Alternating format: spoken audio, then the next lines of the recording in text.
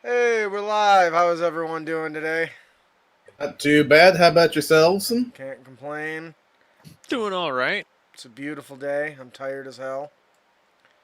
But, I get that. Said it, not me. Oh, trying to find the chat function. Here it is. The restream chat function. All right. Hello and welcome, heroes, to the Crit Academy. I am your host, Justin. I'm your co-host Austin. I'm your co-host Ian.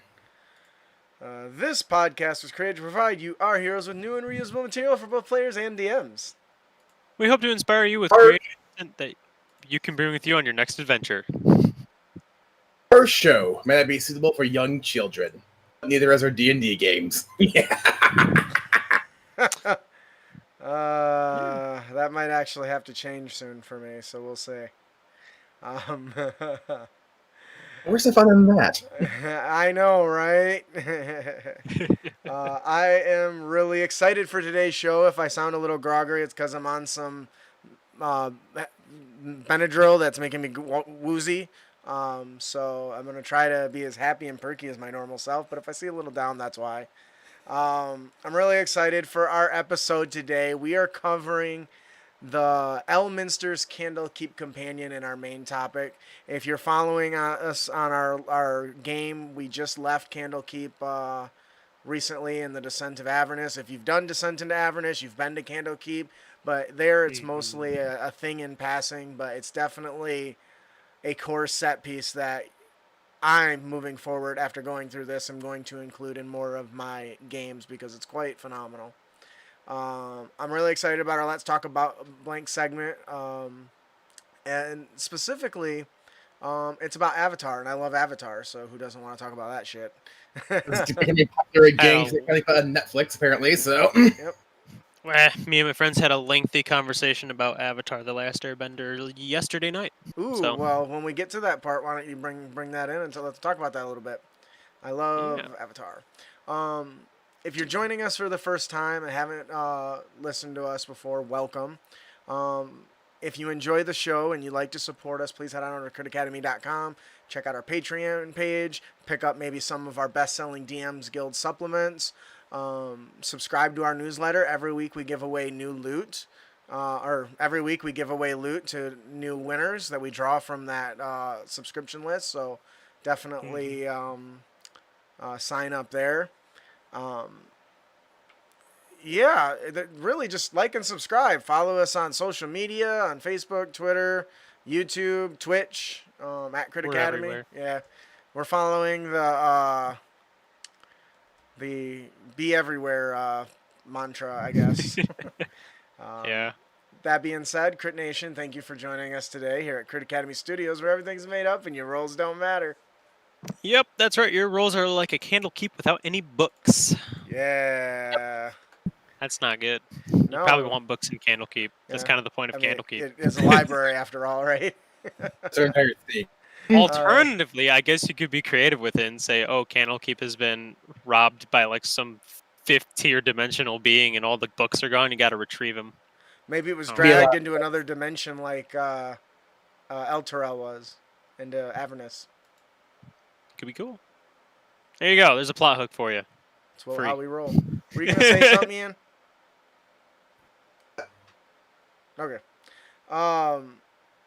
So for our Let's Talk About Blank segment, an article was shared by one of our followers on how to run an Avatar: The Last Airbender theme campaign. If you want to join us along, head on over to critacademy.com, click on the blog, and it's the top link at the moment. Or just type in Candlekeep in the search bar, and you'll find the show notes. And Ian has shared the link on Twitter or on our three social media pages. So thank you for that. We've talked before about the Way of the Elemental Monk and how it closely resembles sort of the bending that is found in Avatar. Yeah. If you haven't, It's actually good. yeah, if you haven't seen Avatar, basically instead of magic, they have bending, and there's four elements. You have earthbenders, firebenders, airbender one. Spoiler alert: the Avatar disappeared 100 years ago. um, and then the waterbenders, and that's kind of the whole premise of this middle eastern kind of campaign setting, right? So Mhm. that veers away from the more traditional fantasy setting, which I think will appeal to some people. I know it appeals to me, right? The very much the Right, right. is it wushu or wusha, or I don't know how you say that, but that sort of campaign setting. So Yeah. there's this really good article that came out by, is it CBR? I don't know what that stands. Yeah, CBR.com. Yeah, CBR. Called "How to Run the Last Airbender Theme Campaign." Now, aside from um, keeping it more simplified, some of the recommendations are to uh, get rid of some of the other more magical classes and bring them more in line with the quote unquote Bender's class. The Mhm. way of the elemental monk is obviously the most obvious, but they actually do recommend a book on DM's Guild called Incarnate, The Last of the Lacers, which is essentially an airbender class, or a bender class, but they can't call it bender for, you know, Legal yeah, reasons. right. So they found an interesting way around it, and I actually bought it. It's actually pretty cool. I don't want to get too much into it, but if you're looking for that, it's really, really good. Mm. What I do want to talk about is how to get the most out of it. Now, before I give my thoughts, we were talking just before the show started up here, or when it did start up, about a conversation you had about the last Airbender, and I'm curious to what that is because I love deep content. This cartoon is more deep than most movies I've seen. I 100% So agree. Um, we mainly talked about it was weird because we kind of got into an almost a podcast moment because one of our friends was listening and he forgot that he wasn't listening to a podcast because we made a dick joke and he was like, "Wait, that's my friends." that's funny. um, but we definitely talked about how I know it gets overstated quite a bit if you've ever been on social media practically ever about Avatar: The Last Airbender, about how Zuko's redemption arc is extremely well done, and I mean it's true in my opinion. It is really well done. He starts off as kind of like this brash, Asshole. almost arrogant character, right? Yeah, and he starts to realize that everything that he was taught, everything that his father had told him and had pressured him into being, and with all this trauma, he starts to realize after he got to the Earth Kingdom, he was like, wait, we're just the bad guys. We're not the good guys. And he always thought he was the good guys. He always Right. thought that getting the Avatar was like his destiny. It was his to restore his honor. Restore my honor. Exactly. That his abusive father kind of taken from him, which it's not necessarily true. He finds out, and Yeah, yeah, everything kind of comes back together. Again, that's the whole point. But that's one character. yeah. They I One. all. kind of find that ironic that you use an example because ever since the season's been put on Netflix, one of my friends on Facebook, he started off saying, "Okay, I keep hearing this series is good. Should I check it out?" And of course, a lot of people were saying yes. And I even prefaced it with, "Just to warn you, the first season it takes a while for the writers to find their footing, and it does start off pretty childish, but it does mature as it go along." It And does. we kept seeing posts from him saying, "When does this get good? I keep until it's gonna get good." And for him, the turning point was the episode "The Storm" when you finally get into Zuko's backstory. Yeah. Like. Like, what? That is when, like, whoa, that's deep. I mean, for me, the turning point was when they first get to the Air Temple, which was a little bit Yes, more early on, but that was the second episode, and that for me is what hooked me. the When third. Anyway. is it? Well, what the hell ever, dude? Come on now. It's early on. That's the point. Yeah. But And it rolls into, you realize the effect of this war on the world or this war has affected everyone, specifically wiping out of an entire group of people. culture, Yeah, it's honestly, just boom, they gone. completely got rid of a culture. Yeah, Like Aang was quite literally the last Airbender. I know that's in the show, it's in the title, but like you don't really see the effects of it until they blatantly show you, hey, this was his best friend. He's dead. He's a skeleton right here. This yeah, is his right. literal corpse. And that And really is a strong point of, in my opinion, if you want to run a good Avatar inspired game, it has to be about the effect of a war on the world. Whether you're running it in the current timeline of the show, which is the before the Avatar actually reaches his goal, which I know it's old, and I Mhm. don't want to get too much into spoilers because I know everyone are watching it for the first time on Netflix. But Right. what makes it so great is that you get to see from the perspective of a person on the ground the effects this war is having on people. And honestly, I Mhm. think that's the core of that show, and the what I believe should be, if you run an event campaign in this setting, should be the core. I think it would be best before Aang is start. Like revealed or Yeah, something. before Aang Yeah. actually comes back, because that's 100 years of Just slavery and we can't even uh, forget the Battle of Ba Sing Se that Iroh went through. Like that could be yes, a that would be huge turning great. point. Is And the Yes. war in Boss you City could, say? yeah, like you could literally drop the name, and you could be like, yeah, this guy General Iroh is just fucking shit up. Right. He is going crazy on this, and I mean he does end up losing the battlefront. I'm pretty sure if I remember correctly. But the point Spoilers is, alert. Show's like, like what? show's When did it come? 15 years old. Yeah, you're shit out of Yeah, luck. Sorry, come on. guys. But anyways, But I think. you Go ahead. I was gonna say you could also it kind of says it in this article, like you can make it so there's like chi blockers, so like you can bestow like the bane effect on somebody or something Hmm.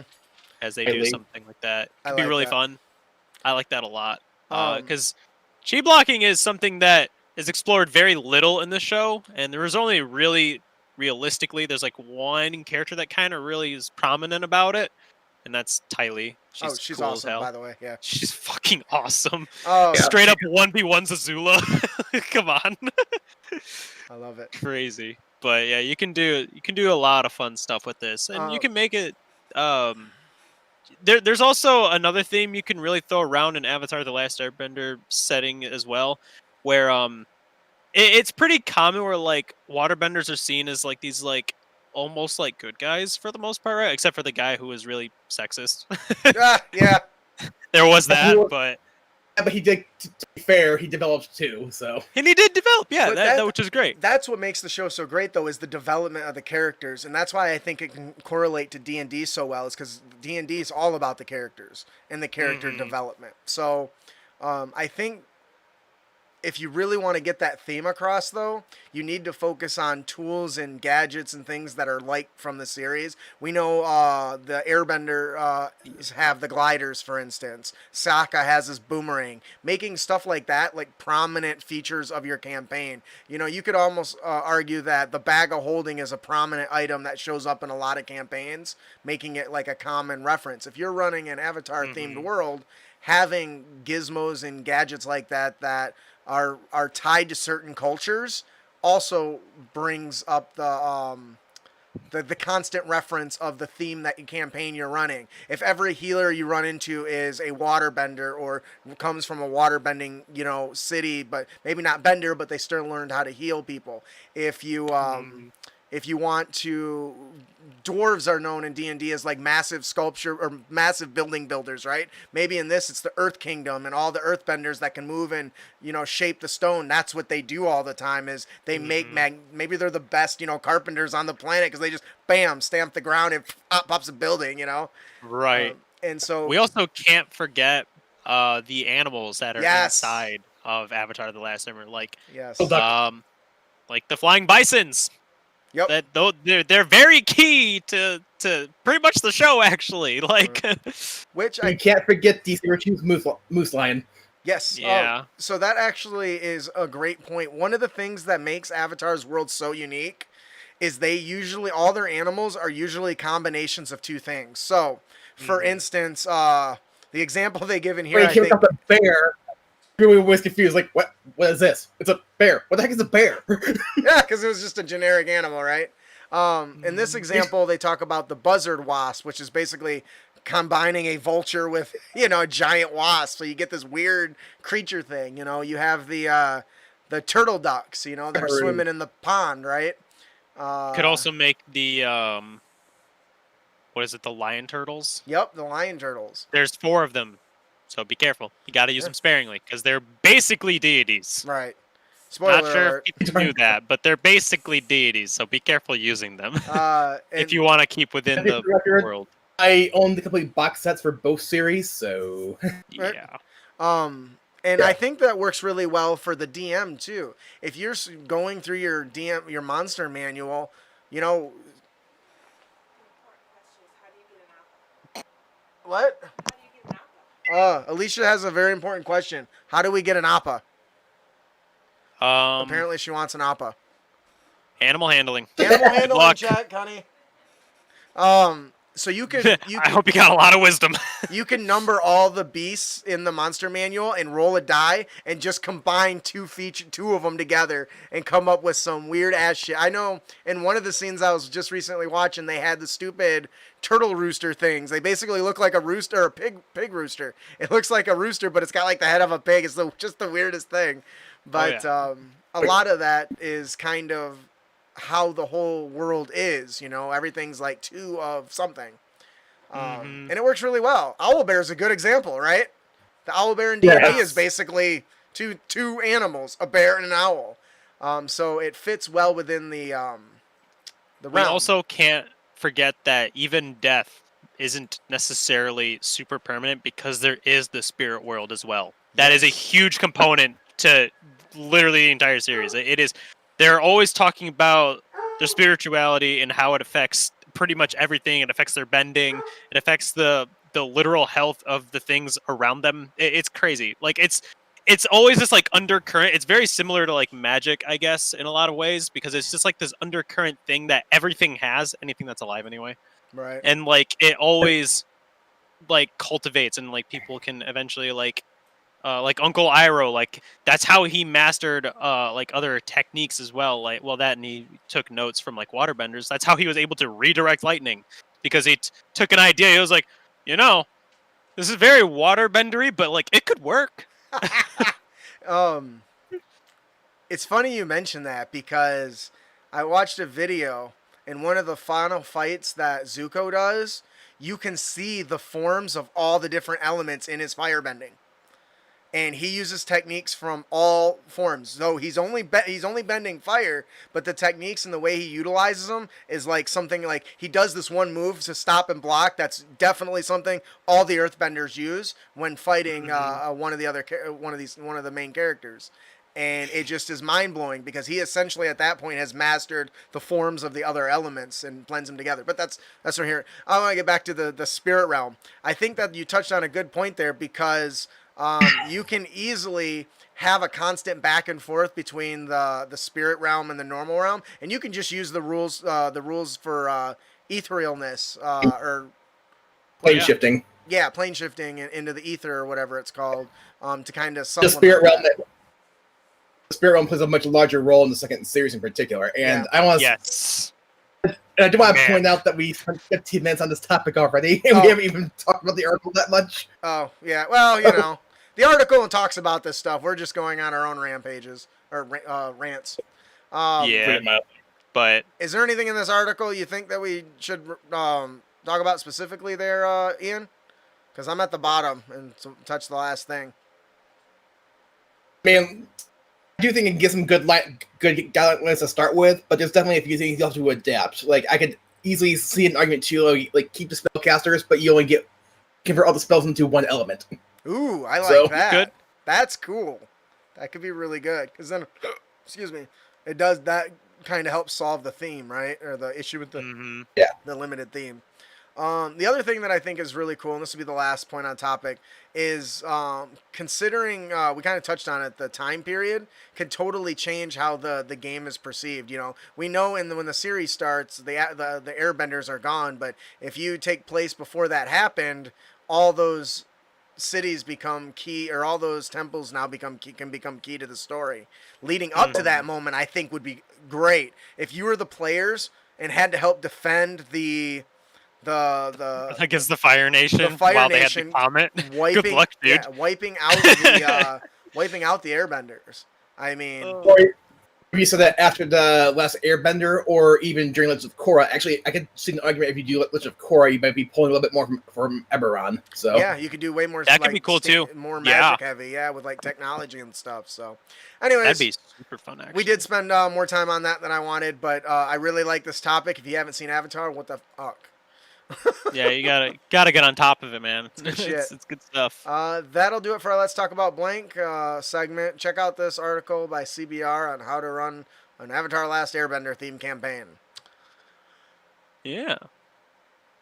But before we actually move on to our main topic, we do have a gift to give away. Yeah. By Loresmith. It is the same thing we've always been doling out, but that's okay. It is the Modular Dungeon Tiles, the Arcania set.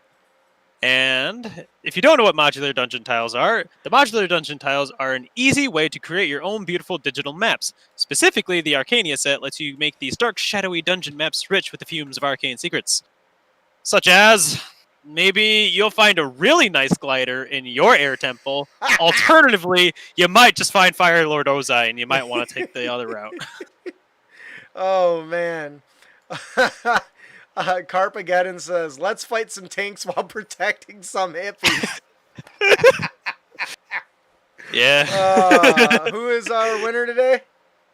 Michael N. Rollins. Woo! Congratulations, my man. You did it.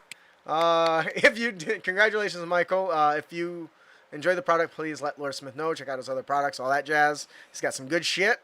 He just teased some really good stuff for a big reveal on the 15th.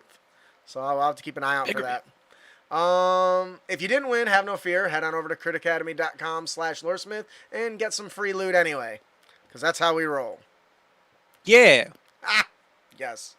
Now, moving on to our main topic, we are talking Elminster's Candlekeep. Now, you have to know some of the names behind this product are big. I want you to know that.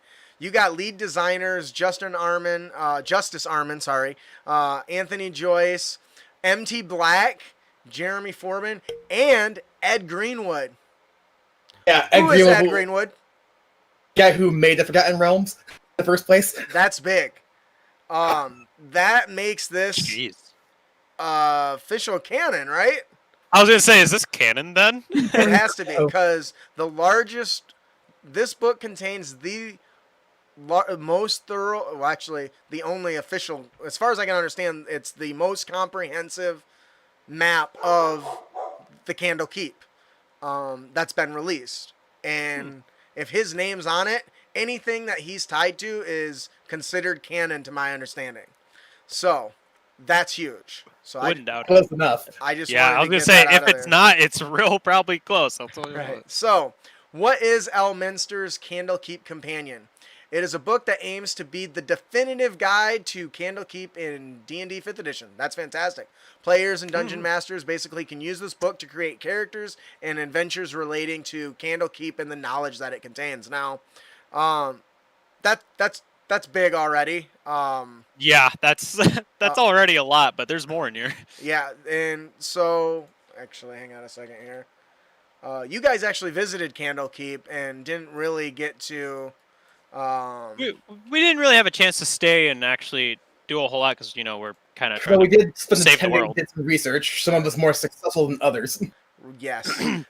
So, if you don't know, Elminster Uamar is the chosen of Mistra, and he invites you to explore the grandest repository of knowledge in the Forgotten Realms, Candlekeep, the Library Fortress. The Sage of Shadowdale has assembled this companion to help seekers of wisdom navigate the castle's, the Castle of Tomes, right? But be warned, Elminster requests that you bring suitable entrance gift, lest you be turned away at the front gates. I think that's one of my favorite parts about this, is anybody is welcome. You just have to bring a piece of knowledge that they don't have access to. And Ian has an interesting story to go with that from our campaign. He sure does. For the record, I do like how in-depth this guy does go into about what can count as original material. They even say, even if including a newer edition of material they already have that's better preserved. Yes. If it's more complete, it'll be better, yeah. Right. The example I gave was there was need an original work for you guys to enter, and my character who's an artificer drew up some blueprints of some adventures that he does because, well, artificer, and turned it in. I was like, this is amazing. You can enter. I'm like, wow, that was pretty good for a design for a fancy flashlight. That's funny. I'll never forget that. That was a That beautiful cracked me up. moment. Because it just so happened that just this time Justin didn't press on whatever the blueprint was. Just this once. He didn't press that one extra detail. So Ian just had free reign to say whatever it was. It didn't matter because they accepted it already. Yeah. They just looked at it and said, "This looks brilliant." Mm-hmm. Can you read what this says? No. That must mean it's great. We gotta decipher this. And They are he's just like, engineers. So, I've made a lot of weird contraptions, but they got real excited over a flashlight. That was the good stuff. So, what's in this book? This book is 84 pages of pure content. If you Yeah. you can base your entire adventuring campaign of your players working out of Candlekeep, because there's You could always probably base it in Candlekeep. yeah. Well, out of You probably don't even that's have to kinda like where I was leave going it. with. Yeah. Yeah, that's actually a very good point. Is with the It- amount of magical items and books of power, you ever watch Page Master? Yes. You totally You're- could have it's like that where you open up, books that are magical and they take you to a far off land or whatever. that actually is a line in this book, because one of the questions there- here is Page Master, where a book does open and you're sucked into the world inside it. Ah, that's a happy accident. You could actually do something like very similar to what Skyrim does in Elder Scrolls V in the Dragonborn DLC. There's the black books, and so you can get it's basically like forbidden knowledge essentially.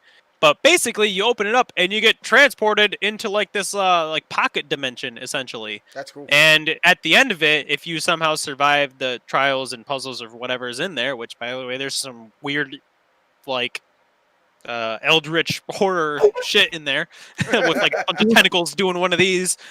Yeah, it's some weird stuff and like poison water everywhere. It's real cool. But at the end of it, you always get like a boon of sorts. So it's really cool. That would be a good way to use the boons. What were we gonna say, Ian? But just to briefly touch on like what's in here, just to give our viewers a quick overview. They of course give like a brief overview about what Candlekeep is. They have character options tied to Candlekeep itself, including archetypes for 4 classes. Which They I'm so take stoked about. locations within Candlekeep itself, and there is not a short list. They give rules about the library itself. They even give adventures options, including some that tie to descent into Avernus. They also have monsters, NPCs, and magical items, and even new spells. So there's a lot in here. There's a lot, yeah, and we're not gonna be able to cover it all. But one thing I want to talk about is this gives you a list of historic events that take place around Candlekeep. And once again, because Ed Greenwood is involved, we can assume that this is canon, right? So, for instance, one of the things says the Iron Crisis in 1368 DR, a warrior by the name of Sarvak Anchev attempted to fan the fires of war between Baldur's Gate and Amon. I don't know how to say that. And basically, as part of his scheme, he visited Candlekeep a number of times, where he learned about his divinity and the existence of another that's like him, which is a ball spawn known as Gorian's Ward. And so he then infiltrated the keep along with a small group of doppelgangers. That already sounds awesome, right? And hired to frame and later kill the other ball spawn or whatever. So they have this entire like several pages of these events that happened in Candlekeep. So if you wanted to do like an adventure or a short campaign, this is an entire each one of these you could run a long adventure on. I wouldn't say it's enough for a campaign, but you could probably run a nice long adventure based off of each of these events.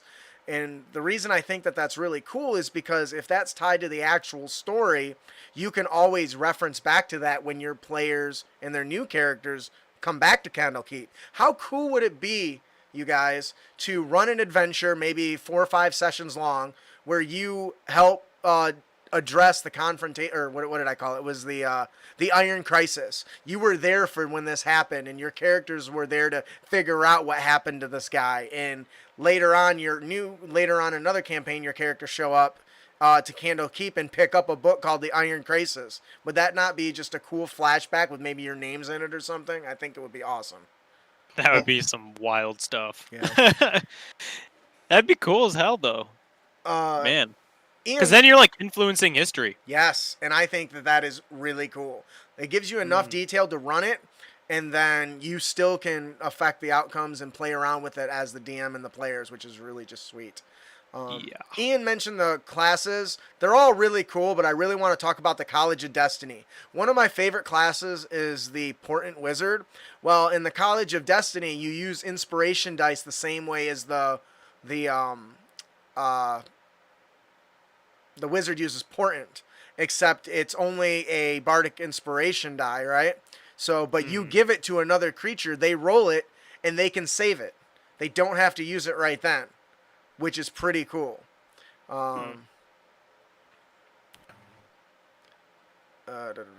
Is there any of these classes that stood out to you guys that you thought was pretty cool? Any features specifically?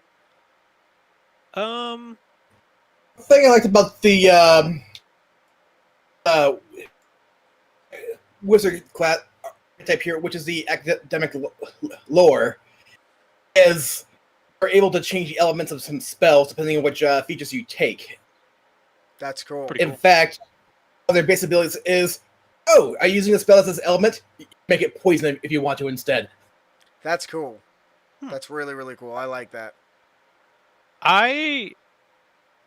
What I liked about one of the classes here was the monk, the way of the avowed preserver, which the avowed are also really cool. I briefly skimmed over it when I had the chance to look at it, and they're some crazy dudes. But it's not like any of their end level stuff. Really, it's just like their third level, the silent scholar. It creates some interesting like roleplay opportunity, I guess. So what it says here is you spent many hours in silence studying, and you have expanded your academic knowledge, and you taught yourself how to move and act noiselessly.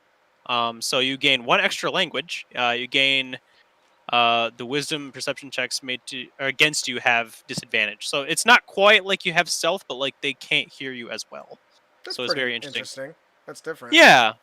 And also, in addition, your duties have taught you how to focus your ki to cast certain spells. So you get, oh boy, Amenuensis.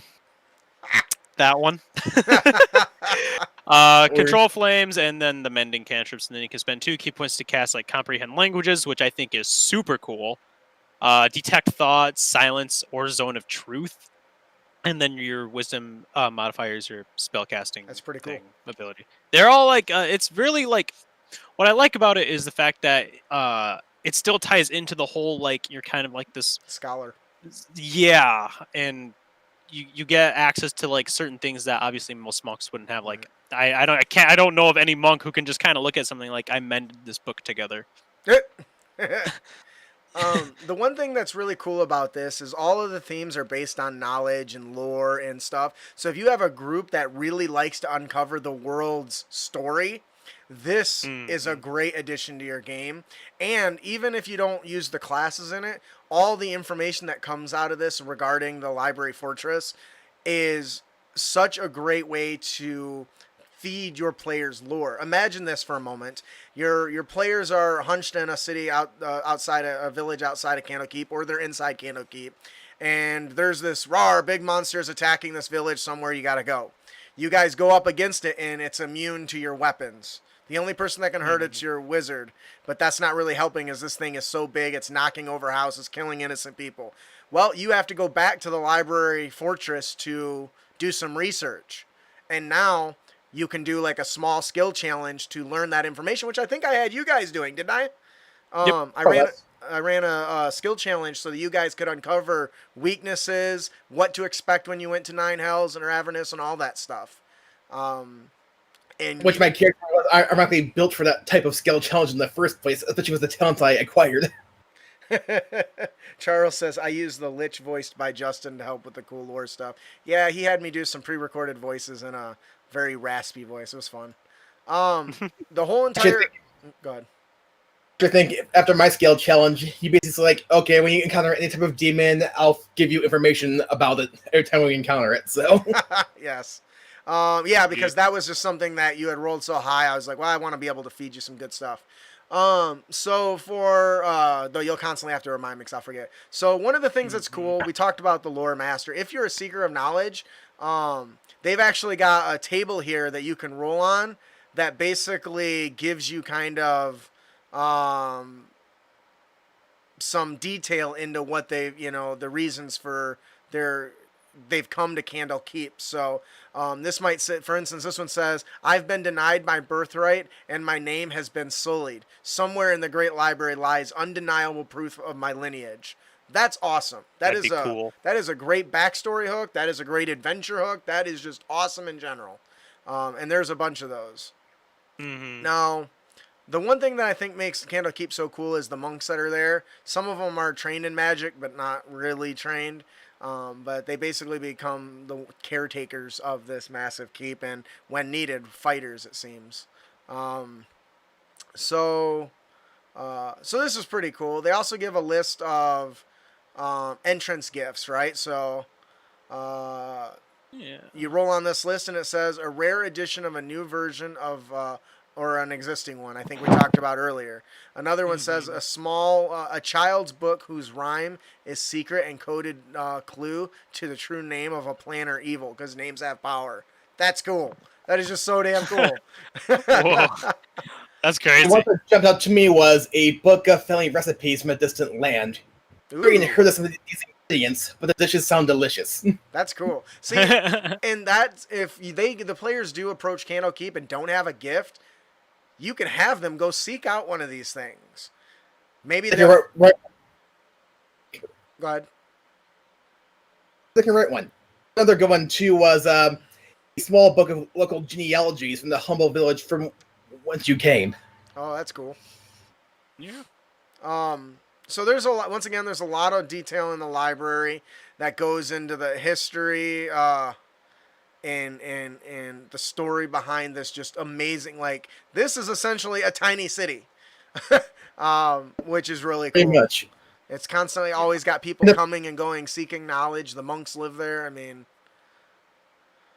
quite a bit that goes the on. fortifications and defenses this place has too is absurd. Right, and if you that actually makes sense if you read how often it was attacked in the past, because once again, this is a collection of either unique items that exist nowhere else, or the most complete collection of items that in existence, which I think is just fantastic.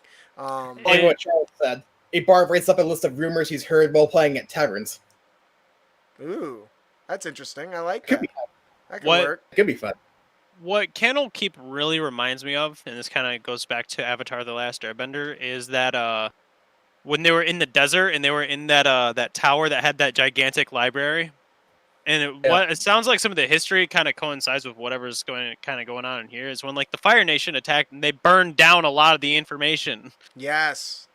Which would be also a really good plot point you could throw into your campaigns. Yeah, because maybe the guardian of that library was a lot more strict about what you could and could not do in the library since then. Yeah, that was a good story arc too.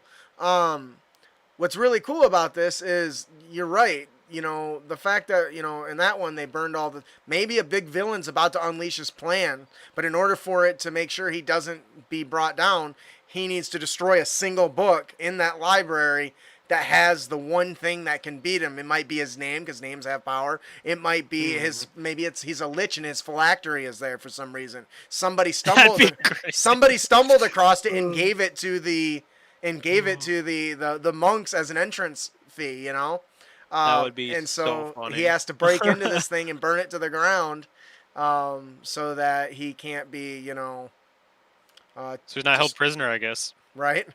Essentially. So we mentioned the monks in the area, or in the scholarly monks.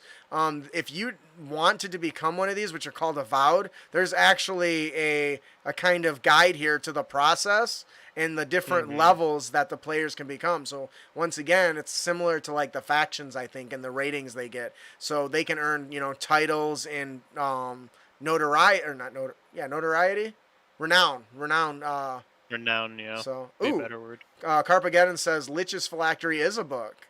That's cool. Ooh, I That would like also that. be really weird.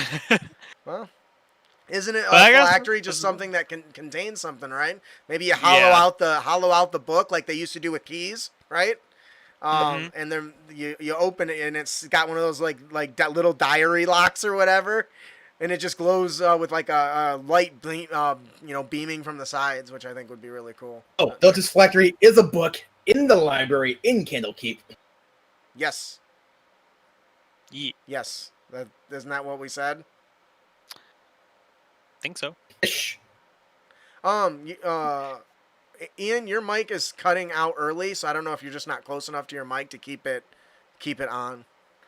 If it's Yeah. Who knows? Voice activated. I just wanted to let you know so that we can get all your words. So the other thing that's really cool about this is there's a list of rules. Like any other library, Candlekeep has policies regarding seeker behavior and the access and treatment of the knowledge within the walls. This, when I was reading through this very much reminded me of the scenes from Doctor Strange, where Strange is trying to get access to certain books, but you are not to this level yet. This belongs to the Grand Master or the Supreme One or whatever. Almost reminds me of the Jedi Temple where they have the holocron room where they're like, yeah, this is where all like the Sith holocrons are. No one's allowed in there. Yeah. Except for masters. Right. Now, there's also rules because what wizard wouldn't want to copy stuff? There's rules for copying text. A wise sage once said, the mind is for creating ideas, not holding them. The sheer volume of text at the seeker's fingertips is both exhilarating and overwhelming. So you may want to start writing some of that information down. So they kind of give you rules and more specifically the fee associated with it because knowledge isn't free. You got to toss a You tie. can copy some notes yourself. You can hire a monk to do it for you.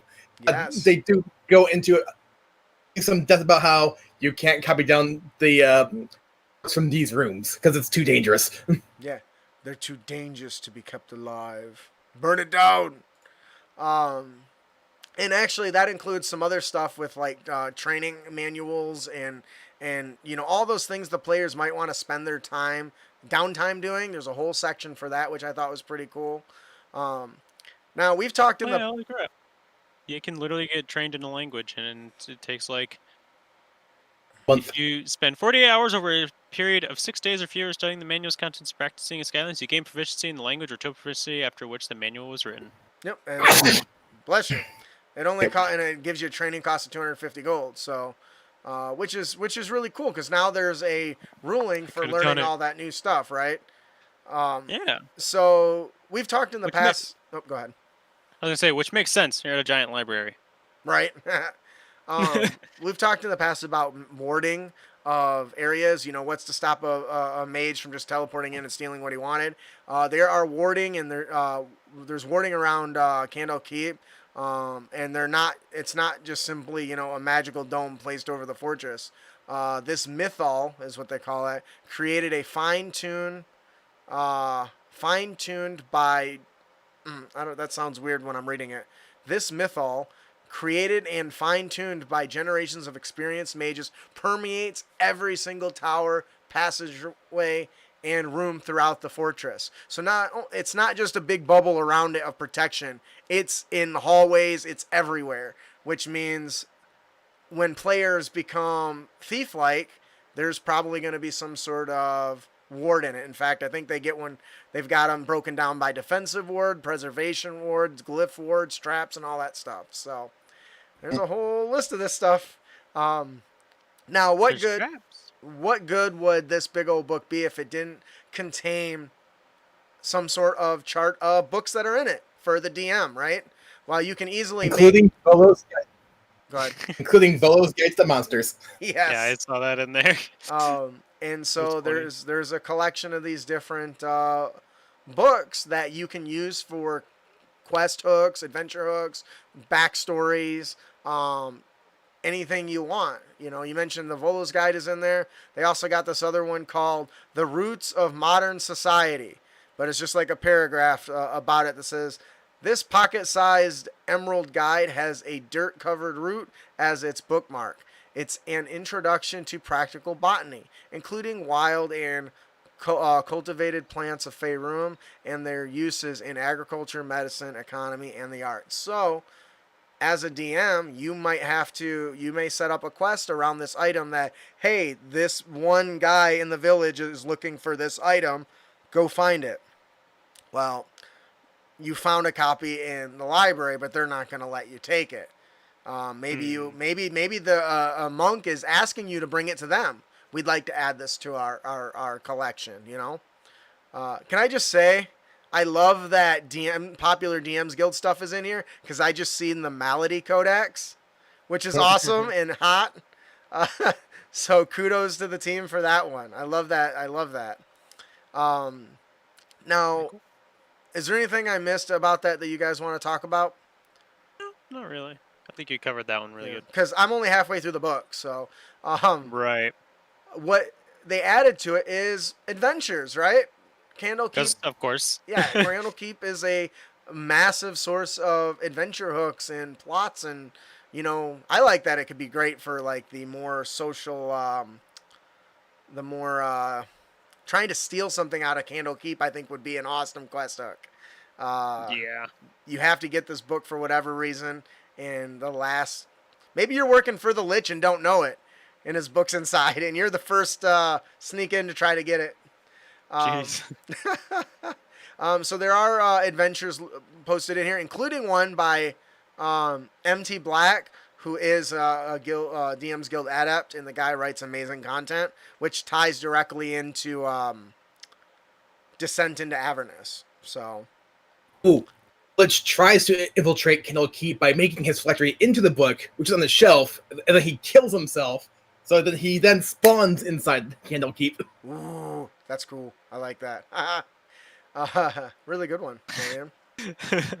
So there's a couple of tables in here that you can roll on. So this one's a D12 for the introduction, and it says if you get this one, it's an unfriendly competition. A red wizard of Thay laughs at the sight of the characters and makes it clear they intend to find knowledge that can prevent the characters from accomplishing their goals. So now this quest is basically a hook to actively fight against the character's progress, which I think is pretty dope. So, and you can build. Basically these multiples of tables allow you to build an adventure. So that would be the introduction, and then you get another table here called the climax. You roll on it, and it says for this one, the Candlekeep experiment. The entire journey in Candlekeep has been one big experiment. Several monks are found recording every movement and decision the characters make. They refuse to let them go until they finish their final test. A fight to the death with a red dragon. So you meet with this Candlekeep Thay wizard guy. He's out to get you. It turns out that his whole spiel is tied to getting you to do certain things so the monks can collect information, like lab rats. I think that's awesome.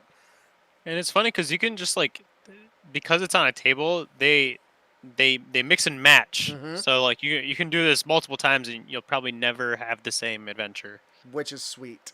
I like that. Yeah. Like maybe this one is the death of an avowed, and the characters come across a monk who's dead, and there's a ruby encrusted dagger that's in his back. Right. And it turns out that maybe it was, let's see, what's this one? Through the mirror. The characters discover they're in an alternate demi-plane of an existence. The only way back to their home plane is to confront and deal with a mirror copy of themselves. So they were the murderers. Oh, I don't know. That's cool. That's awesome. So they have to kill the guys who killed him, which is also them, but so they can leave. This shit writes itself. Wow. It does. It's all right there. Austin, you want to tell us a little bit about the Lore Seeker expeditions and what that's about? Sure. Let me see here. So the Lore Seeker expeditions here. So not only can you just buy books, because it is a library, but there's other things there too. But sponsor, but even sponsors adventuring groups, and Candlekeep sponsors these adventuring groups, and lore seekers to undertake expeditions across Faerun to procure particular tomes for the monastery's collection. Basically, you guys are mercenaries, but for books. I think that's cool. Candlekeep does not condone book theft, but the monks tend to turn a blind eye and not inquire too deeply about the book's origins. I think that would be an awesome role play opportunity. So, the I'm the monk, and he goes, so I need you to do something for me.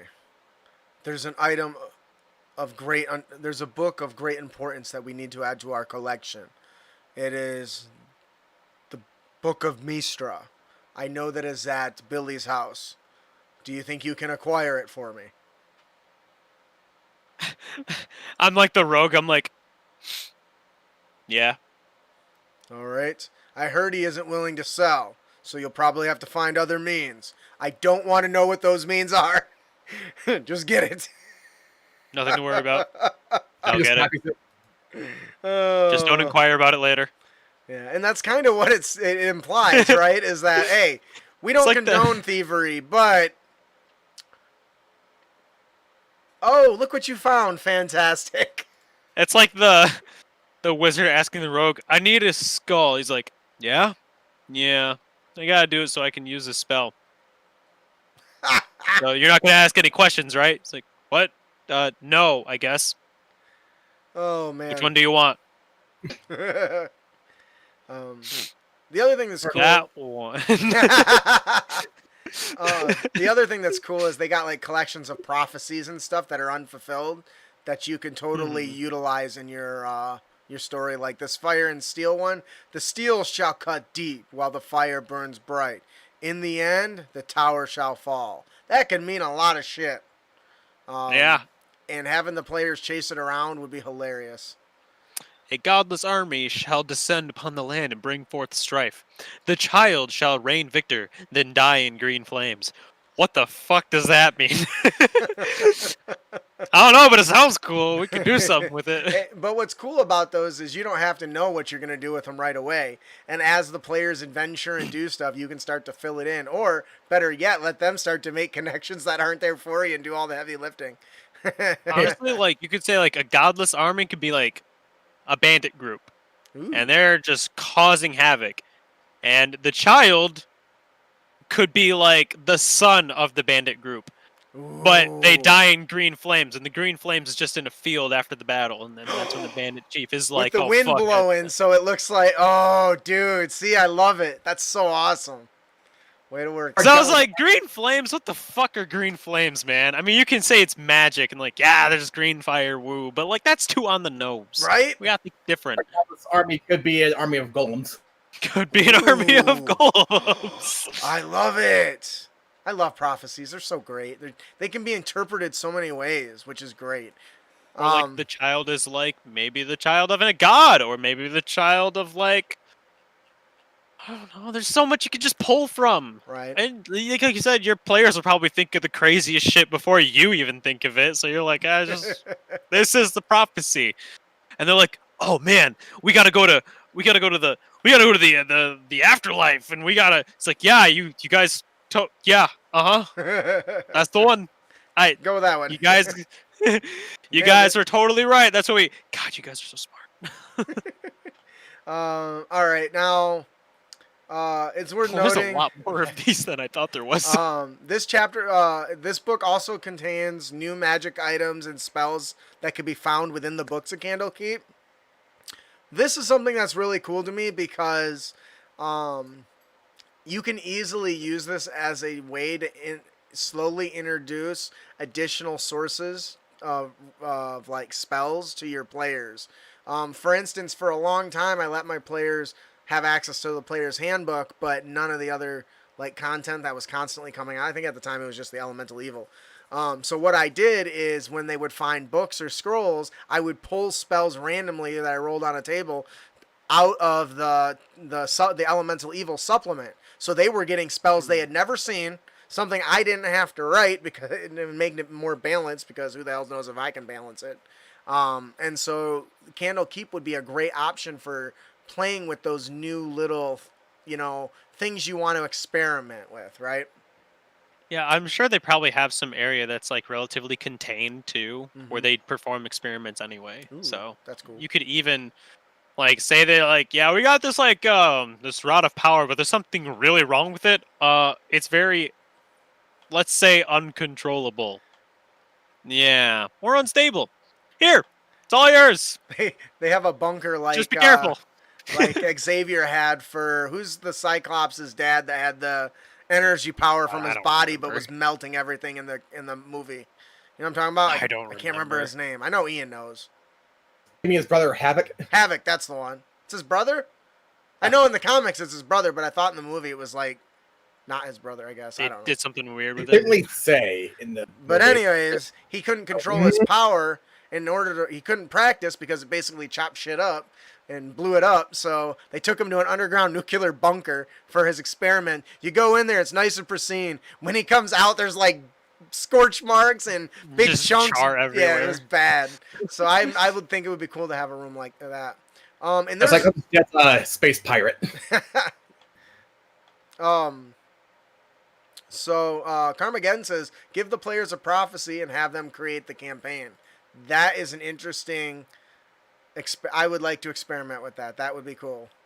And with the amount of prophecies that are in here too, and they all are some crazy weird stuff. Like, here's another one.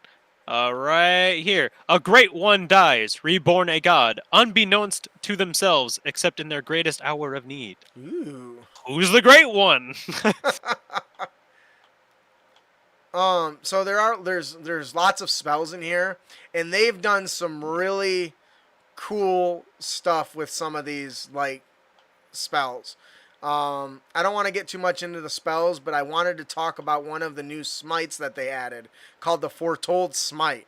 The first time you hit a melee creature, the first time you hit with a melee weapon attack, this spell's duration, your prophetic vision of the perfect moment to strike causes your attack to deal an extra 2d6 psychic damage to the target. Additionally, you roll a d20 and record the result.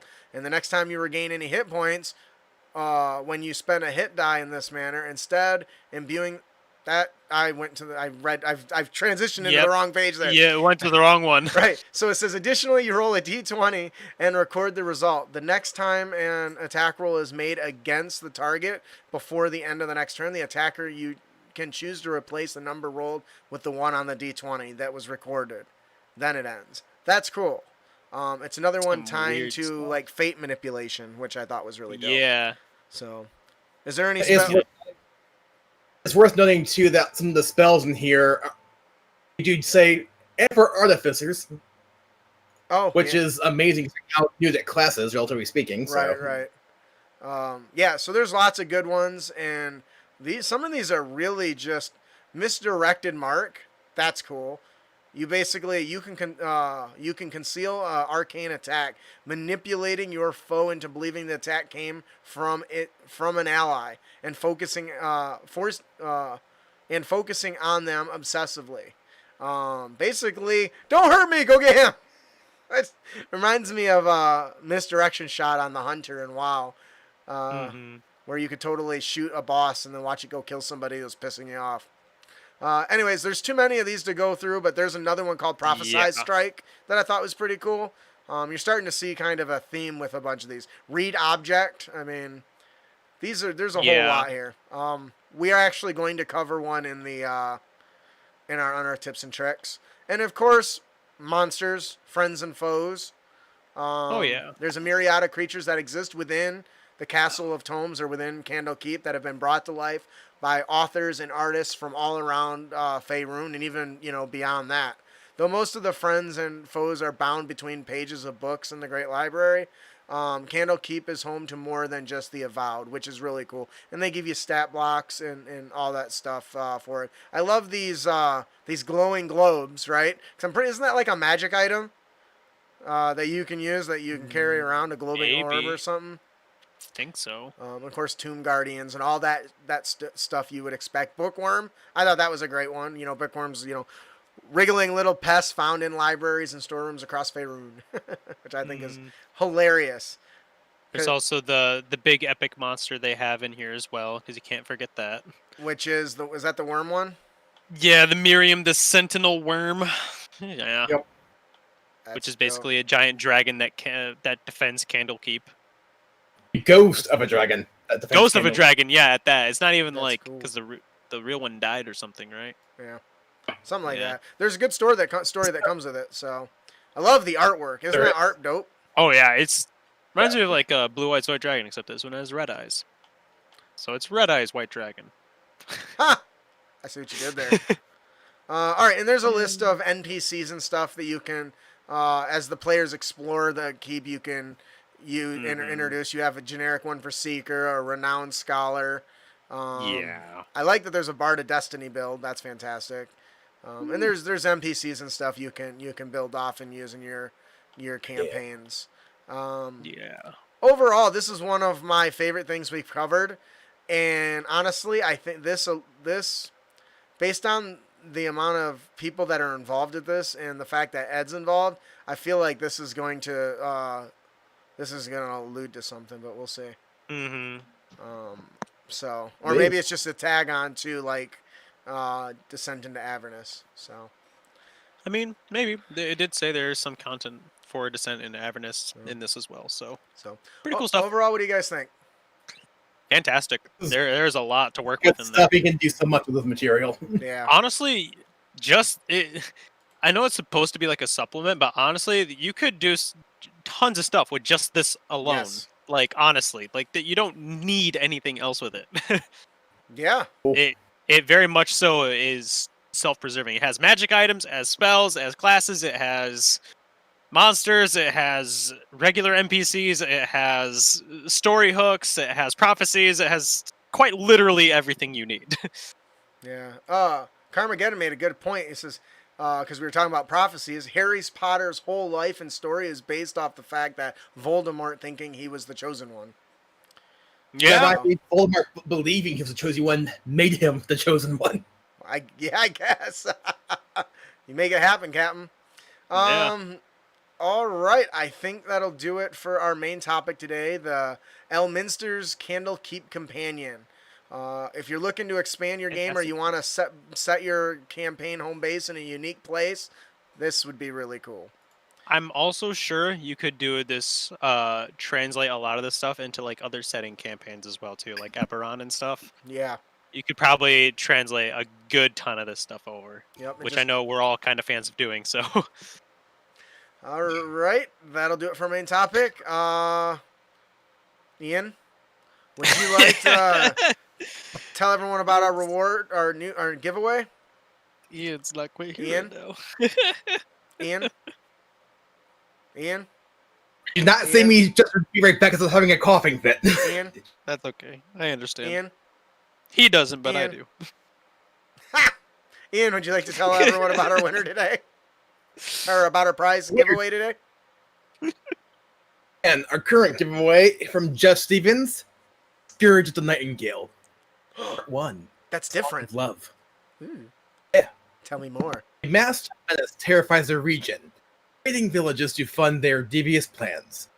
Unknowingly, the adventurers stumble into her most recent evil scheme, the kidnapping of a famous performer known as Evan Artis. Her mission is to deliver a ransom and collect Evan. Though, as in most cases, not all goes as planned. Of course not. It never Be a does. D&D game. Who's our winner Man, I today? can't.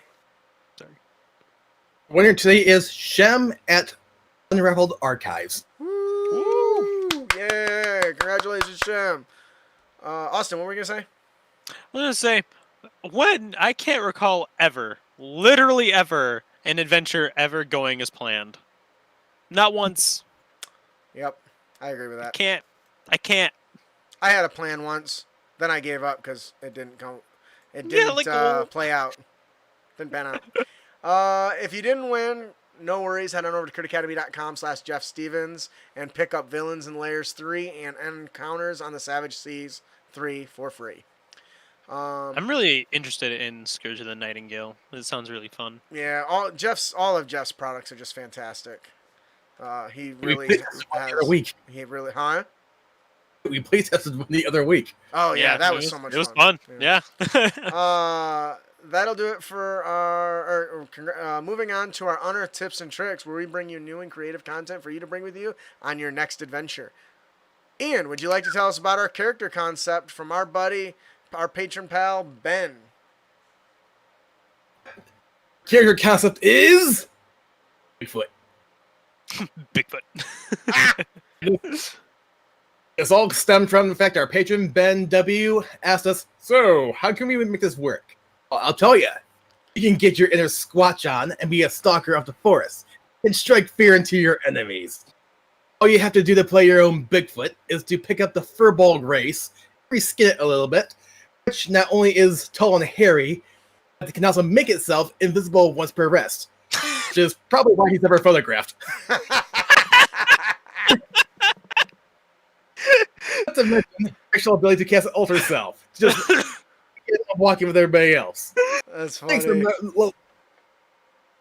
Takes some loathsome bunk to use those massive trunks you have called arms to pummel your enemies into submission. Perhaps become a master of stealth and go rogue. Why not just do both with some multi-classing for a little bit of fun and chaos, mix and match a little bit. I think he did. This cracks me up, man. Oh my god. Your mic cut out when you said Sasquatch, so all I heard is squatch. Yeah, that made it honestly so much better. Oh my god. Said squatch on purpose. This is so funny. I thought this was an awesome idea. I think you elaborated. I like the idea of playing this just quiet character who's just looks odd and strange and sneaks out at night to do weird stuff. So every town you go to, there's like weird, crazy old like hobos that are shouting about a monster that's running loose. You could also, if you didn't want to take the monk route, you could, if your DM is okay with it, of course. You can go the Unearthed Arcana route and get go fighter with the unarmed fighting style. You can do that as well. That could work. Yeah. But yeah, just the idea of this big dude who has the real kicker obviously was the whole he could also just be invisible once per long rest, you know. Because there's no way that we've never caught Bigfoot. Never photographed. That's so funny. Oh man. I think this works really well. Go ahead.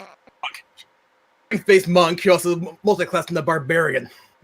Yeah. I was also thinking barbarian as well. Well, I think it would be fun. I think Rogue was a good one just because he's constantly walking through the forest, never gets spotted, but's always watching everybody else. Yeah, it's quite literally what a rogue essentially is. Sasquatch is a rogue. Like if you're a rogue and you're spying on people and there's constant people looking around, did you see that big hairy fella by the window? No, I didn't. There's nobody there, George. I'm telling you, I saw it. Oh, I think that'll do it for our character concept, the Bigfoot. I think you could pull off a hairy Goliath too.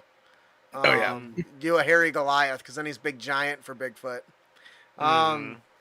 Very cool. So our monster variant of the podcast is Witness of Tomorrow. This was once again based on a Theros card, Sphinx.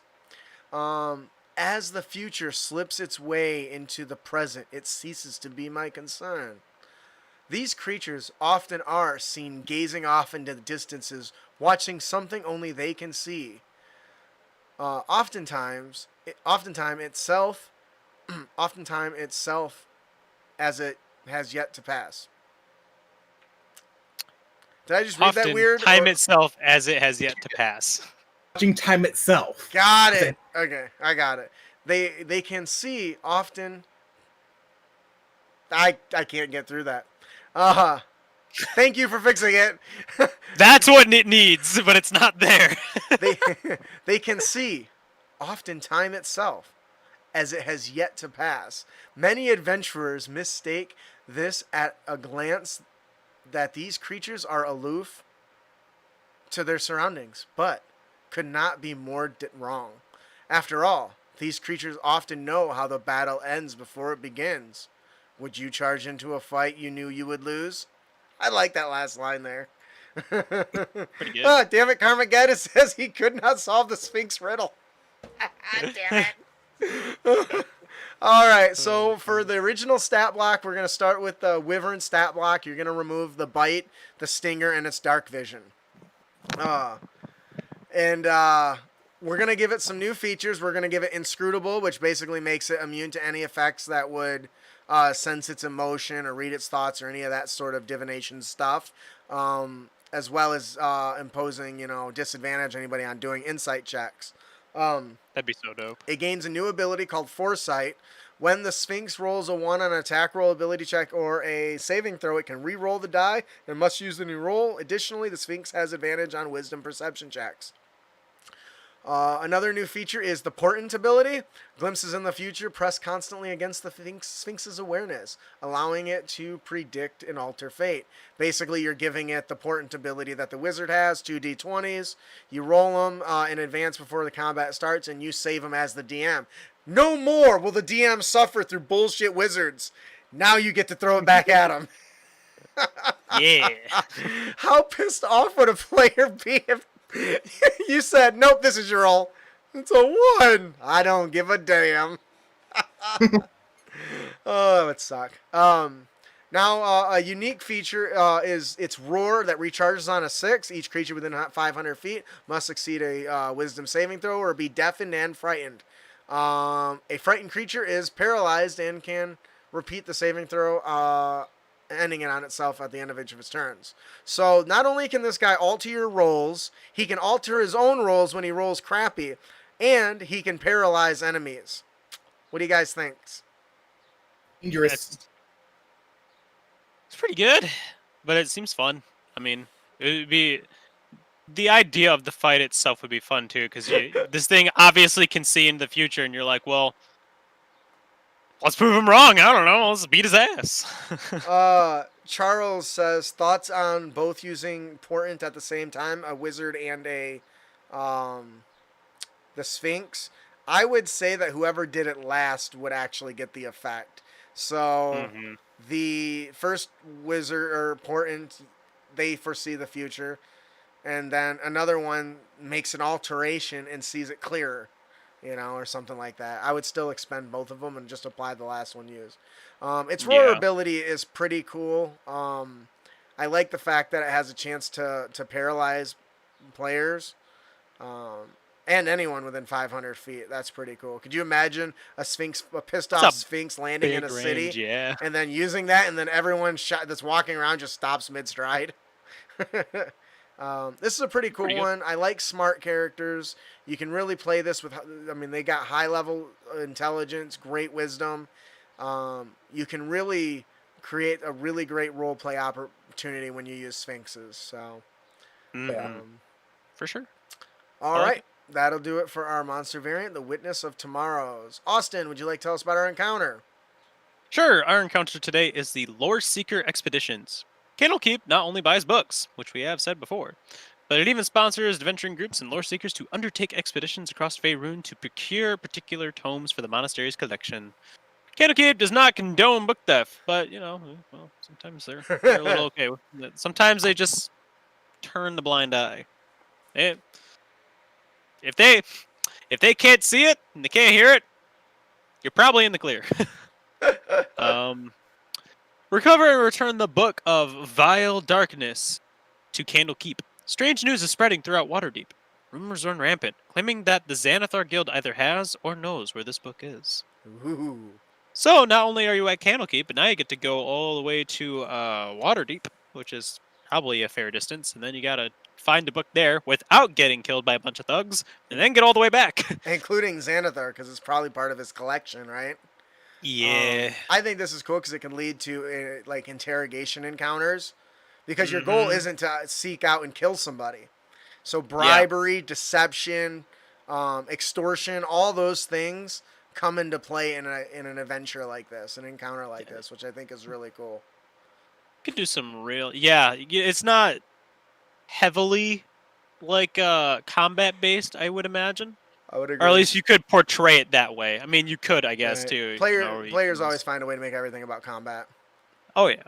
I'm still gonna stab the guard at the front door if it doesn't go my way. I mean, Like Zorax's shrewd investigator stuff.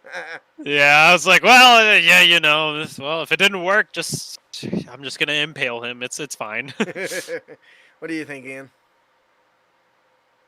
This being a fun adventure to spring off of, and especially depending on who's holding onto the object or bug you're trying to acquire, Yes. could create some interesting scenarios. Yeah. I mean, if you've wanted to fight run a shit, I keep thinking Beholder. I keep thinking Mind Flayer, but Beholder, having them actually meet Xanathar, because he runs the crime syndicate, right? And so now he's offered, I'll give you the book, but you got to do something for me. And man, that's not going to be good. yeah, and that won't end well for you no matter what. That's just a bad deal. Or the book is part of a dragon's treasure hoard. You know how vengeful those suckers can be when they know something's missing, and they always know when something's missing. Could you imagine if Xanathar stole it first? He's like, fine, you can have the book. I don't want it. Could you imagine if Xanathar willingly gave you a book that is from his personal collection? Oh, you would be like, what the hell's wrong with the book? Yeah, you'd be like, I don't know if I want this anymore. Turns out somebody else comes hunting you down. He's like, yeah, look, I don't got it. Some adventurers took it from me. You'll have to go find them. They went that way. And now there's a new big event at Candlekeep that's under assault because you stole the book or got the book from somebody. I think I love this whole Lore Seeker expedition thing, so I built my own. I think that this was a really cool idea, and the Book of Vile Darkness has a lot of stuff going for it, influencing and altering character perceptions and stuff. So that adds a whole nother layer to the return, because if it takes days to get back where you're going, who knows if the Book of Vile Darkness is going to corrupt whoever's carrying it. So right. All right. Could be bad. I think that'll do it for our encounter, the Lore Seeker Expeditions. Austin, would you also like to tell us about this magic item, since I forgot that you actually picked this out? Yeah, that's fine. So this magic item is actually from the Candlekeep Companion, and it is the Torque of the Younger Self. So it's a wondrous item. It's very rare, and it does require attunement. Is it Torque or Torch? Torque. It's really weird. It's like a necklace thing. Okay, so I didn't misspell that. That's what it is. No, you didn't misspell it. Okay, You did. I was like, oh. Okay. So it does have like a little exposition to it. Legends speak of Queen Omarosa, a legendary ruler who guided her realm to prosperity during her reign, making decisions that combined the wisdom of age with the passion and idealism of youth. Historians debate the actual location of her kingdom, but the tales say that after Omarosa's death, this torque was looted from her tomb, which could also be a plot hook, I guess. Yeah. So this plain bronze necklace grants you a +1 bonus to all saving throws and has 5 charges, and it gains 1d4 +1 charges each day at dawn. So while wearing it, you can expend 3 charges as an action to spend 1 or more of your hit dice and regain hit points, as if at the end of a long rest or a short rest. Ooh, that's cool. Very interesting so far. So it does give you this kind of like pseudo tankiness with your saving throws, and almost as if it's keeping you spry. And then you also get to spend your hit dice a little bit early. When you do so, you gain hit points using the highest number possible for each hit die.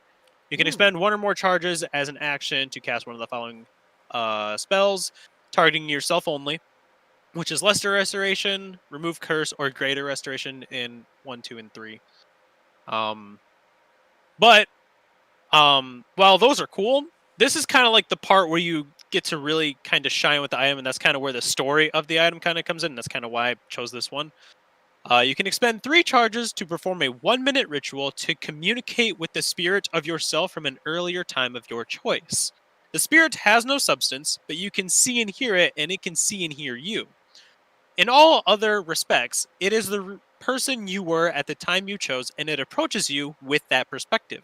The spirit remains for 10 minutes before vanishing, allowing you time to converse with it. If you remember the right time in your own past to call on the spirit, you can question yourself while important knowledge was still fresh in your mind, potentially gaining advantage on an intelligence check on that subject. The spirit's time with you is separate from your actual younger self's place and time, and your younger self retains no memory of the conversation. I know that's a lot, but basically you get to choose a point in time to talk to yourself, which can create some very interesting roleplay opportunities. So, for instance, what if you were a good guy? Maybe you were playing a good character originally, but he eventually turned into this evil character, right? Hmm. Well, now when you choose to talk to yourself, this is saying this person tells you like, why are you doing this? These are all wrong. You grew up, in this way. Why are you like this?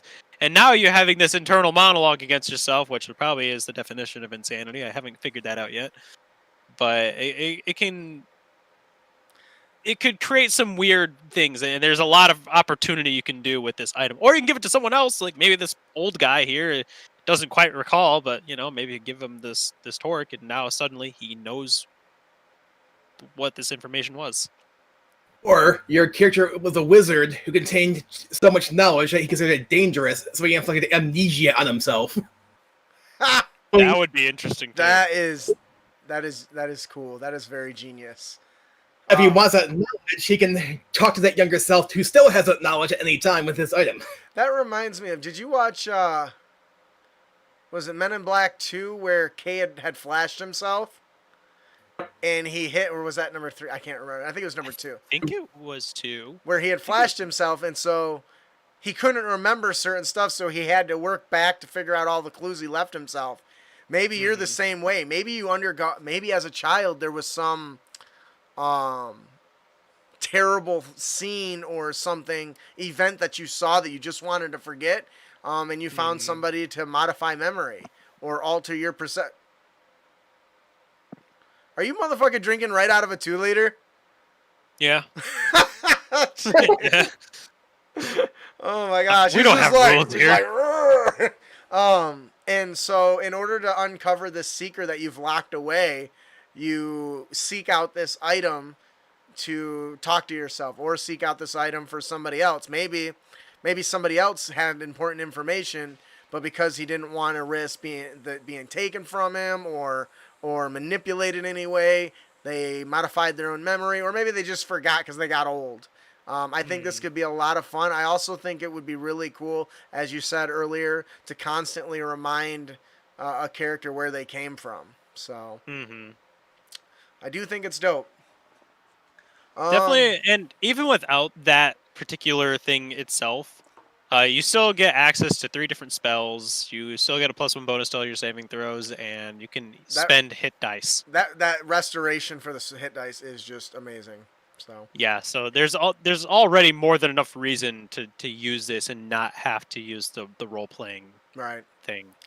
All right, that'll do it for our magic item from the Candlekeep Companion, the Torque of Younger Self. Our Dungeon Master tip of the podcast is always keep learning. This comes right from the Kobold Guide to Game Mastering. If you haven't picked up that book, I cannot recommend it enough. It's full of great wisdom and insight. There's always more to learn in the limitless hobby of ours. Each new experience you receive while gaming or talking about gaming can add to our pool of knowledge, a pool that will never be full. Regardless of how long you've been playing, there's always so much more you can learn. This I know is harder for people who are really stuck in their ways. You may have more overall experience than other game masters, but there's also different experiences as a whole. You can learn from everybody when it comes to games. You can learn from every game. You keep learning all the time. Keep always learning is actually the philosophy that will always improve your games. If you're willing to be open-minded about what you've seen or what other experience people have had, you can improve your game by adapting those techniques. It is the one tip that will keep you going, keep you growing instead of becoming stagnant in your own myopic view of this infinite hobby of ours. Right. I agree 100%. One of my favorite things about playing at conventions or playing at stores is it introduces me to the way different people play. While I don't always agree with the DM or the way certain players run, I always learn something. and that is the most precious piece of information you can as a DM apply to your games or what other people are doing, even if it's different from yours. Why do they do it that way? Why do they do it that way? You know, what do you guys think? I mean, I feel like that this doesn't just work for the game, but you can kind of just apply this to your life. Like, never stop learning new things. Like, always try and like keep, like improving yourself. It's just there's so much out there. There's never going to be an end in something. Like, I've been recently watching like a bunch of like speedrunning videos, like the history of the speedrunning game, right?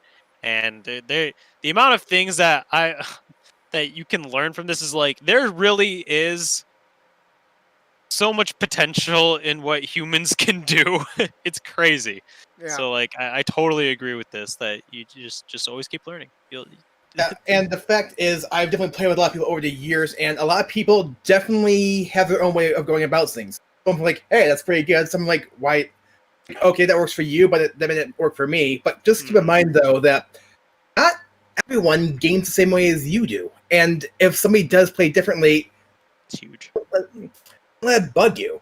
Because I've definitely seen people saying, that's not how you do that, because blah, blah, blah, and try to shove their view and how you game down people's throats. And it's just not a good thing to do. It's really not, yeah. For example, I've gamed with people, for example, who believe that players should not tell other players what their character's current HP at, because that's metagaming. Yeah, we know. Most people I know, like, it's part of the game. Right. That's one of the mechanics you need. Yeah. And it goes beyond that, too, from basic common courtesies at the table, too. But I don't want to get too much into that. Always keep learning. It'll help you. Yeah. Even if bottom line. All right. That'll do it for our Dungeon Master tip. Always keep learning. Our player tip of the podcast is don't be a dick.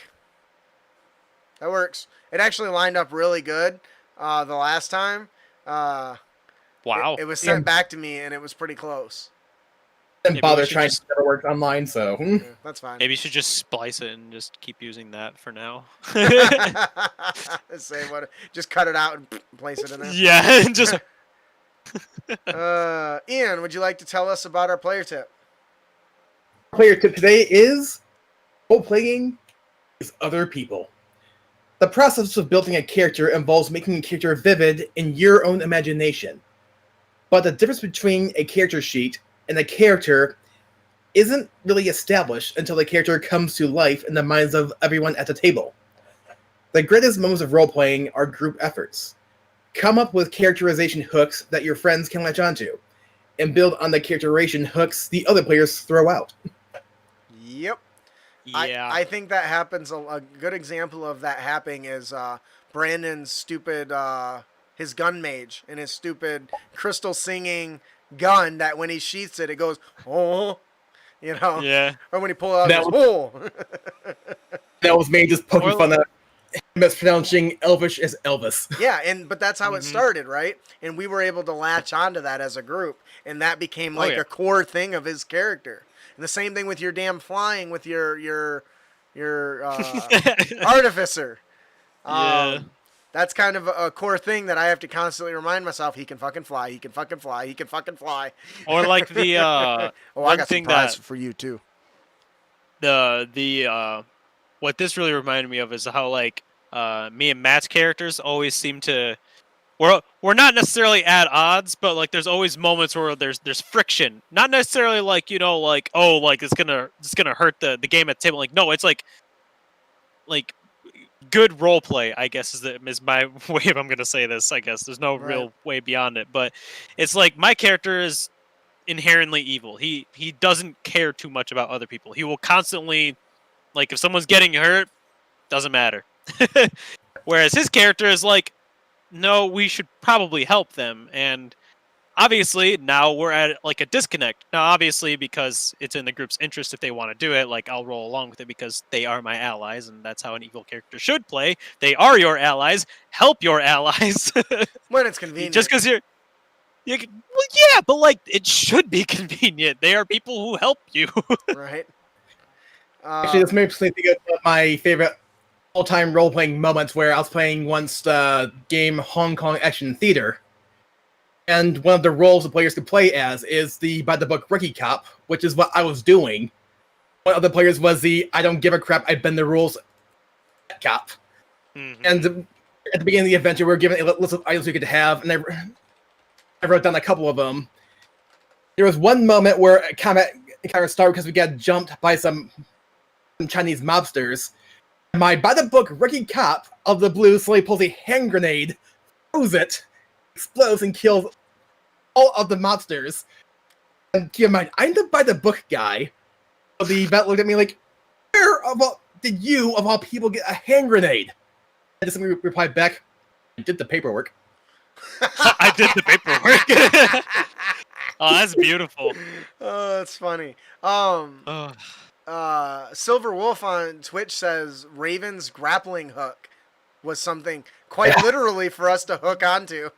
Yeah, that was a big. I love that You let me run with that so far. because it was fun and it seemed to be the I tool didn't that you like deserve having it. fun. It worked. I was like, oh man, I'm doing some weird, crazy shit with this, and I'm like, just when you guys are like, there's no more he can do with this, I'm like, no, there's always something I can do. Oh, I fucking ran with that shit. That was great. That was a good time. I miss Raven. Raven was a good character. Even the crow. Oh, Raven the Crow. well, What did that'll do it for our player tip of the podcast. Don't Don't be be a a dick. dick. Close. And you can avoid dickitude by role-playing as other people. Now, I would love to tell you to join us for our next episode as we discuss Mythic Odyssey of Theros, but I was just informed at the last moment that that still is not available in physical copy. Yeah. So that's going to be July. pushed out. So I don't actually have a topic for next week. So it'll be a surprise, I guess. That'll have to be pushed out until the 21st, right? Yeah, next month on the 21st. So it's got a ways. I'm kind of surprised how far they pushed it back. Usually it's not this heavy when they push this stuff back. Usually it's about a few weeks at best.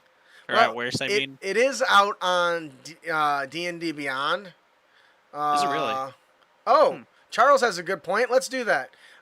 Charles sent me a PDF for how to play run a campaign with in World of Warcraft theme. Okay. So let's do that. I'll put that in. I have that, and I've been sitting on it forever trying to wait for a good time and a good filler. Sounds good. Hey, works for me. All right. So the other thing I want to touch on is before we close out here is my anniversary is coming up, so I'm going on vacation with the wife, and there's going to be a week on the 21st that we will be gone. So there will not be a recording on that day. So just so everyone knows, I'll put something up probably. So all right, that'll do it for our show today. If you have any feedback, other tips and tricks, or topics you would like us to discuss, please send them to us. You can email them to us at critacademy@gmail.com or find us on Twitter and Facebook and Instagram at Crit Academy.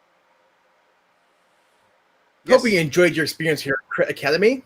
If you did, you can help others find the show by leaving a, hopefully, 5-star review on iTunes or your platform of choice, or just send us a message by telling us how much you enjoy the show. And also be sure to give us a like and a share. Yes. Come and join us on Friday, the 12th, for our Descent into Avernus live stream. Come join us for that. I'm excited. I had to push it back because I was very, very busy putting together details for a Kickstarter we're going to be doing for our next big project. So keep an eye out on that. Make sure to subscribe to our show at critacademy.com. Follow us on Twitch, on Facebook, and YouTube. All that good jazz. That way we can help you on your future adventures, as well as you'll be entered to win cool prizes each and every single week. Make sure to check out our fellowship members there as well. If you have not checked them out, you need to. Gabe and Jeff, one of my favorite podcasts. Interparty conflict. Every week they answer your questions. If you don't know, in our Unearthed Tips and Tricks 2, that was Gabe helped write that, and he did a phenomenal job. Great job, Gabe, of taking my garbage and making it sound nice. I appreciate it. Now I have to challenge Gabe to a Coney Dog duel after that discussion we had on Facebook the other day. Yeah, come join our Crit Nation community Facebook group too. Some good stuff in there. Right. I am going to be sending out a survey this week. If you get it in your email or anything like that, or at any time, please fill it out. You will really, really help me. So, I am your host, Justin. I'm your co-host, Austin. I'm your co-host, Ian. Thanks for listening. Keep your blades sharp and spells prepared, heroes.